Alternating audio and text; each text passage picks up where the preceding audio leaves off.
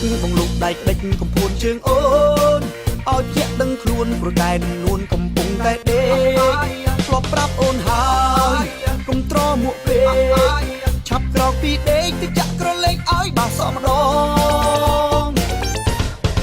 ព្រលឹមស្រាងក៏ឃើញអូននាងកំពុងលើកជើងសក់ឡើងកន្ទ្រើងអូននាងលើកជើងដើម្បីហាត់ប្រា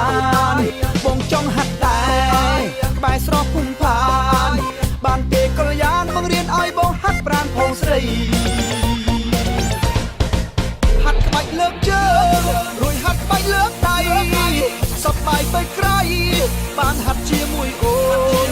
ហាត់ព្រឹកហាត់ល្ងាចមួយថ្ងៃពីរដងសប្បាយកន្លងមួយថ្ងៃពីរដងដើម្បីសុខភាព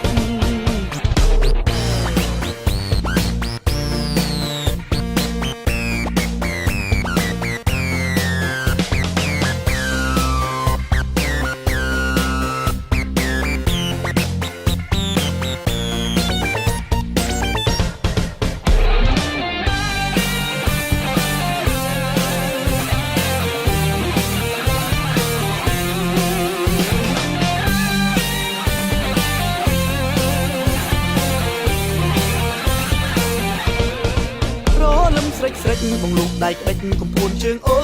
នឲ្យជាក់ដឹងខ្លួនព្រោះតែនឹងនួនកំពុងតែដេកធ្លាប់ប្រាប់អូនហើយកុំត្រមួកពេកឆាប់ក្រោកពីដេកទៅចាក់ក្រឡេកឲ្យបាសម្ដងព្រលឹមស្រាងក៏ឃើញអូននាងកំពុងលើកជើងសក់ឡើងកន្ទ្រើងអូននាងលើកជើងដើម្បីហាត់ប្រាណបងចង់ហាត់ដែរក្បែរស្រស់ភូមិផា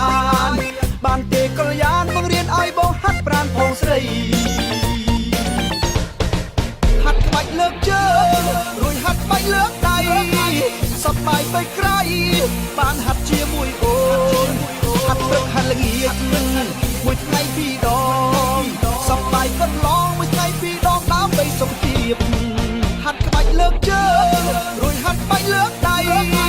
សប្បាយទៅក្រៃបានហាត់ជាមួយអូនហាត់ព្រឹកហាត់ល្ងាចមួយថ្ងៃពីរដង